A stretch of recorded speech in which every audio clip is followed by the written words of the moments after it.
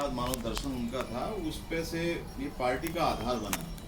Party क्यों खड़ी हुई वो एक मतलब मुझे उसका जो वैचारिक अधिष्ठान है उस पर बात रखनी थी।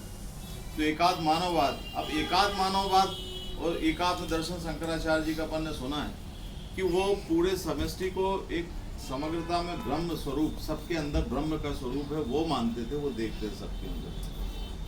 और दीनदयाल जी उपाध्याय उसी चीज को दूसरे ढंग से कहते थे कि समष्टि में ही व्यक्ति और समष्टि से ही समाज है, और समष्टि, व्यक्ति, समाज और प्रकृति, इसको एक रूप में ही देखना चाहिए। अब आप सोचो कि ये विचार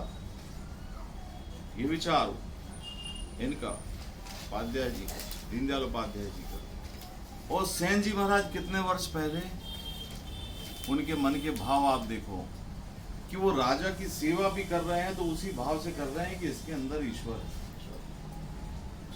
गाय के अंदर ईश्वर है, पेड़ के अंदर ईश्वर है, व्यक्ति के अंदर ईश्वर है, दरबान जो अंदर नहीं पूछ रहा, कह रहे अभी तो आप अंदर से बाहर आए, उसके अंदर भी ईश्वर है।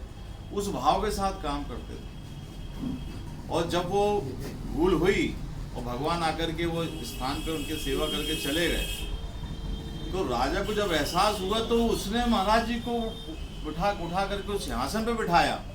वो पहचान गया कि भैया ये तो ईश्वर के उनके अंदर अंश है, और इस भाव के साथ में तो आप सोचो कि वो उस समय का एक विचार आज भारतीय जनता पार्टी को वो विचार बना, वो विचार आपको भारत की सत्ता पर भी बिठा सकता है, तो कितना बड़ा विचार है आप बताइए।